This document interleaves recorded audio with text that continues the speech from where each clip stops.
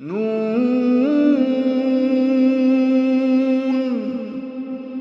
वल्क़लमि वमा यस्तून। नाज़रीन अस्सलामु अलैकुम वरहमतुल्लाहि वबरकातुहू। सीधी बात के ताज़ा तरीन खबरों में आपका इस्तकबाल है। आइए सबसे पहले आज की सुर्खियों पर नजर करते हैं। कर्नाटक असेंबली इंतखाबात, बीजेपी 60 तो 70 नशिस्तों से जायद पर कामयाबी हासिल नहीं कर पाएगी, खड़गे का बयान। कर्नाटक असेंबली इंतखाबात में बुर्का पहनकर आई तो नहीं मिली वोट डालने की इजाजत, रो पड़ी खातून। कर्नाटक असेंबली इंतखाबात, वोटिंग से पहले लीडरों के अनोखे अंदाज, किसी ने गौ पूजा की तो कोई पहुंचा मठ।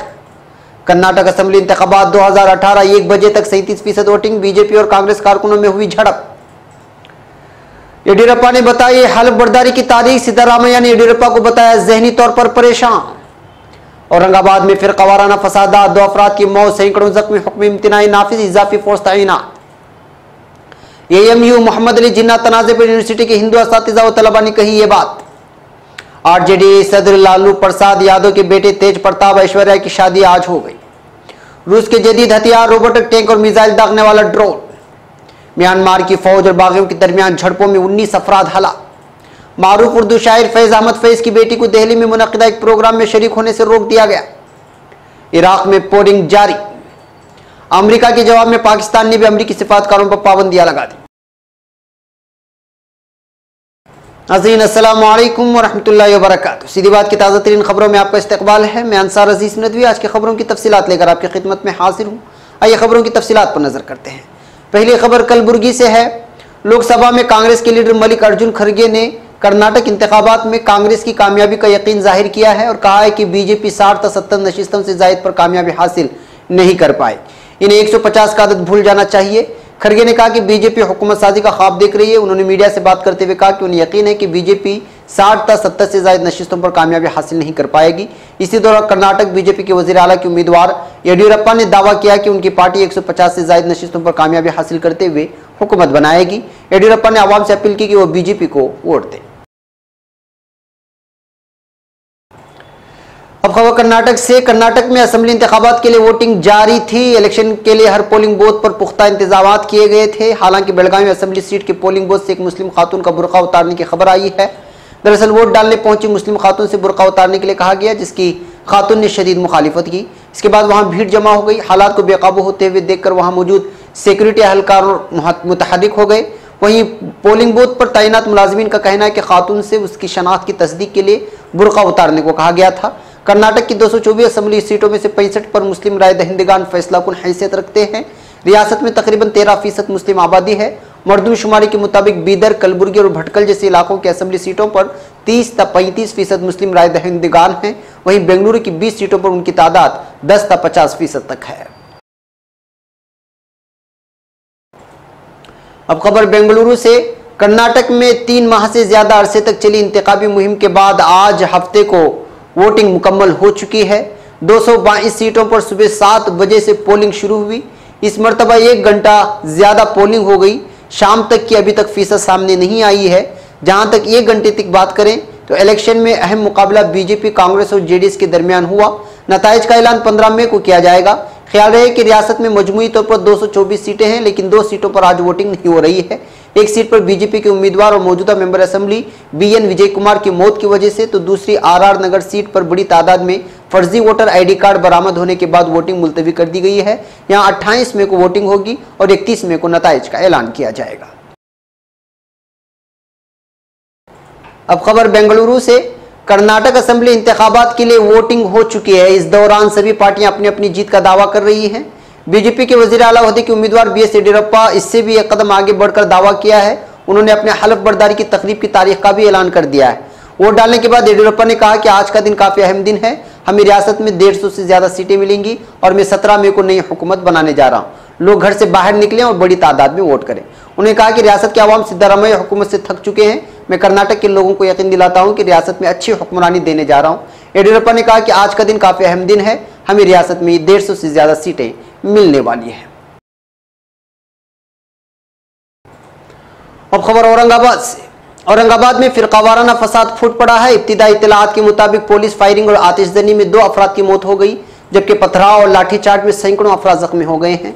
जख्मियों में एक असिस्टेंट पुलिस कमिश्नर समेत 1 दर्जन से जायद पुलिस एहलकार शामिल हैं। पुलिस कमिश्नर ने शहर में हुक्म इम्तिना नाफिज कर दिया है और हसास इलाकों में इजाफी फोर्स तैनात कर दी गई है। बताया जा रहा है कि शरपसंदों ने बड़े पैमाने पर निजी अमलाक, दुकानों और गाड़ियों को नुकसान पहुंचाया है। ज्यादातर दुकानें जलकर खाकस्तर हो गई हैं। इलाके में रात भर अफवाहों का बाजार गर्म रहा। पुलिस ने हालात पर काबू पाने के लिए आंसू गैस के गोले दागे और हवाई फायरिंग की। हसास इलाकों में कसीर तादाद में सिक्योरिटी एहलकारों को तैनात कर दिया गया है। शहर के लीडरों ने अमन की अपील की है। निजी अमलाक, दुकानों और गाड़ियों को नुकसान पहुंचाया गया है। इलाके में कशीदगी का माहौल है और लोग काफी खौफजदा हैं। अब खबर अलीगढ़ से। मुल्क का मारूफ तालीमी इदारा अलीगढ़ मुस्लिम यूनिवर्सिटी इन दिनों तनाज़े की ज़द पर है, जहां एक तस्वीर को मौजूए बहस बनाकर दिलों में दीवारें खरीदने की कोशिश की जा रही है। मोहम्मद अली जिन्नाह की तस्वीर अलीगढ़ मुस्लिम यूनिवर्सिटी के यूनियन हॉल में आवेजा है, जिस पर मेंबर पार्लियामेंट अलीगढ़ के एतराज़ात के बाद पूरे शहर में हंगामा शुरू हो गया है। अलीगढ़ मुस्लिम यूनिवर्सिटी के तलबा भी एहतिजाज कर रहे हैं। तलबा के इस एहतिजाज को इदारे के हिंदू असातिज़ा और तलबा की भी हिमायत हासिल है। उनका कहना है कि जिस तरह से ये एमयू निशाना बनाया गया है वो काबिल मजम्मत है। तलबा का एहतिजाज खुद पर हुई बर्बरियत के लिए है, ना कि जिन्नाह की तस्वीर के लिए। एक तस्वीर के नाम पर मजहबी मुनाफरत फैलाने की कोशिश को किसी भी कीमत पर कामयाब होने नहीं दिया जाएगा। तलबा का मानना है कि अलीगढ़ मुस्लिम यूनिवर्सिटी सिर्फ तालीम का मरकज़ है। मौजूदा जिन्ना मसला सिर्फ सियासी रोटियां सेकने के लिए उठाया गया है। यूनिवर्सिटी में पढ़ने वाले हिंदू तलबा और तालिबात कहते हैं कि उन्हें कभी कैंपस में मजहबी तफरीक का एहसास नहीं हुआ। जिस भाईचारे का मुजाहरा यहाँ किया जाता है वो सारे हिंदुस्तान के लिए एक मिसाल है। याद रहे कि इस इदारे के बानी सर सैयद अहमद खान ने किया था और उन्होंने कहा था कि हिंदुस्तान के हिंदू और मुसलमान एक दुल्हन की 2 आंखों की मानिंद है। अगर एक में थोड़ी सी भी खराबी पैदा होगी तो दुल्हन की खूबसूरती खत्म हो जाएगी। आज भी अलीगढ़ मुस्लिम यूनिवर्सिटी मुल्क इस खूबसूरती को कायम किए हुए है, लेकिन कुछ शरपसंदों ने इस इदारे पर हमला करके इसके वक़ार को मजरूह करने की कोशिश की है, जिसको इदारे में पढ़ाने और पढ़ने वाली मुल्क की अक्सरियत ने ही मुस्तरद कर दिया है। अब खबर रूस से। रूस की जानिब से अपने नए रोबोट टैंक का इंकिशाफ किया गया है, जिसको रिमोट कंट्रोल के जरिए कंट्रोल किया जाता है। मॉस्को में विक्ट्री डे के मौके पर मुनाकिद की जाने वाले अस्करी परेड में दीगर जदीद तरीन हथियारों का भी मुजाहरा किया गया। याद रहे कि विक्ट्री डे 1945 ईस्वी में दूसरी जंग अज़ीम में जर्मन नाजियों की हजीमत की याद में मनाया जाता है। रूस के मज़कूरा टैंक का नाम यूरान 9 है और उसे तोप, टैंक शिकन, मिसाइल और खुदकार बंदूक से लेस किया गया है।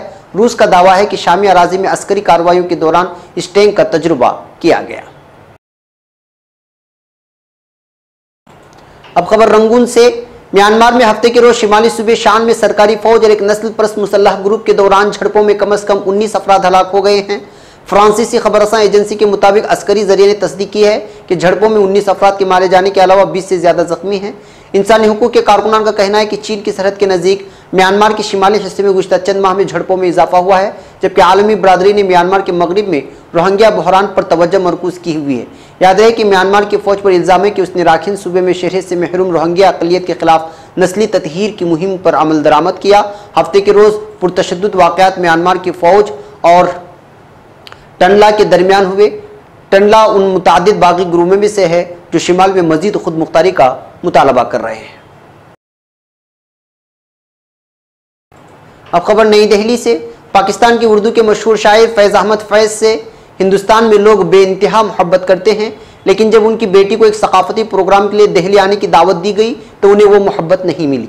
फैज़ अहमद फैज़ की बेटी मोनिज़ा हाशमी टीवी और मीडिया की मारूफ शख्सियत हैं। उन्हें इन दिनों दिल्ली में जारी 15वीं एशिया मीडिया समिट में स्पीकर के तौर पर बुलाया गया था, लेकिन मोनिज़ा हाशमी को इस प्रोग्राम में शामिल नहीं होने दिया गया। ऐसा क्यों किया गया, इसको लेकर किसी तरह की वजाहत पेश नहीं की गई। इस प्रोग्राम का इनेकाद वज़ारत इत्तलाआत और नशरियात और प्रसार भारती कर रहा है, लेकिन उन्हें इस वाक़े की कोई भी इत्तला नहीं है। फैज़ फाउंडेशन ट्रस्ट के ज़राए के मुताबिक जब हाशमी होटल पहुंची तो उन्हें बताया गया कि उनके नाम पर कोई बुकिंग नहीं है।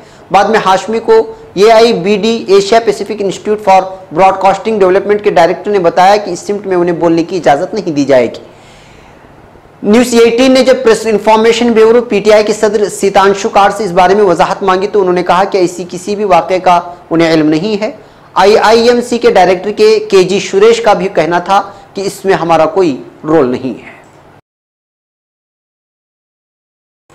इसी तरह अब खबर इराक से। दारुल हुकूमत बगदाद समेत इराकी कुर्दी इलाकाई इंतजामिया और मुल्क के दीगर शहरों में कायम करदा पोलिंग स्टेशनों में सुबह से वोटिंग का अमल जारी है। इराकी खुद मुख्तार इलेक्शन कमीशन ने ऐलान किया है कि कि सुबह 7 बजे शुरू होने वाला पोलिंग का अमल शाम 7 बजे तक जारी रहेगा। 37 मिलियन आबादी के हामिल इराक में तकरीबन 24 मिलियन राय दहिंदगान मौजूद हैं। दूसरी जानिब मुल्क के मशरकी शहर दयाला में इलेक्शन सेंटर में अपने जिस्म पर बांधे बमों को हवा में उड़ाने की कोशिश में होने वाली दाइश के 2 दहशतगर्दों को बेबस कर दिया गया है। सिक्योरिटी कुव्वतों के इलाके में कमांडर कैप्टन जबिन अल अशमारी का कहना है कि अलग सुबह 2 दहशतगर्द अपनी कार्रवाई के लिए आए, जिन्हें सिक्योरिटी एहलकारों ने गोली मारते हुए हलाक कर दिया। अब खबर पाकिस्तान से। मुत्तहिदा अमेरिका में हुकूमत की तरफ से पाकिस्तानी सिफारतकारों की नकलो हरकत को महदूद करने के बाद पाकिस्तान ने भी अमरीकी सिफारतकारों पर जवाबी पाबंदियां आयद कर दी हैं। वजारत खारिजा की जानिब से जारी करदा नोटिस के मुताबिक पाकिस्तानी हवाई अड्डों पर आमदोरफ्त के वक्त अमरीकी सिफारतखाने के सामान की तरसील के उमूर वयाना कन्वेंशन के दायरेकार में सर अंजाम दिए जाएंगे। अलावाज़ी अमरीकी सिफारतकारों को पाकिस्तान में नकल हमल से बेशतर मुतालिका पाकिस्तानी हुकाम से इजाज़त लामा लेना पड़ेगा। मुरासले के मुताबिक अमरीकी सिफारतखाने की ज़ाती या किराए पर ली गई गाड़ियों पर काला शीशा लगाने की इजाज़त नहीं होगी, जबकि ज़ेर इस्तेमाल गाड़ियों पर असली नंबर प्लेट लगाना लाजमी होगा। अमरीकी सिफारतखाने की सरकारी गाड़ियों पर डिप्लोमेटिक नंबर प्लेट के अलावा किसी दूसरी नंबर प्लेट की इजाज़त नहीं होगी। अमरीकी सिफारतखाने को बायोमेट्रिक के जरिए सिम जारी की जाएगी और वह गैर तस्दीक शुदा गैर रजिस्टर्ड सिम इस्तेमाल नहीं कर सकेगा। इसके साथ साथ अमरीकी सिफारतखाना बगैर NOC की किराए की जगह नहीं ले सकता और न ही अपने मौजूदा जगह किसी को दे सकता है। याद रहे कि अमेरिका ने पाकिस्तानी सिफारत अमले पर पाबंदियां आयद की हैं, जिनका इतलाक आज से हो गया है, जिनके तहत पाकिस्तानी सिफारत एहलकार सिफारतखाने से 25 मील के फासले के अंदर रहेंगे और 25 मील से बाहर जाना मकसूद हुआ तो उन्हें अमरीकी महकमे खारिजा से खुसूसी इजाज़तनामा हासिल करना पड़ेगा। नाज़रीन, ये थी आज की ताज़ा तरीन खबरें। अगली ताज़ा तरीन खबरों के साथ फिर आपसे मुलाकात होगी। इजाज़त से पहले फिर वही दरख्वास्त कि आप हमारे चैनल को सब्सक्राइब करना हरगिज़ ना भूलें और हमारी वीडियोस को शेयर करते रहें। अस्सलामु अलैकुम व रहमतुल्लाहि व बरकातुहू।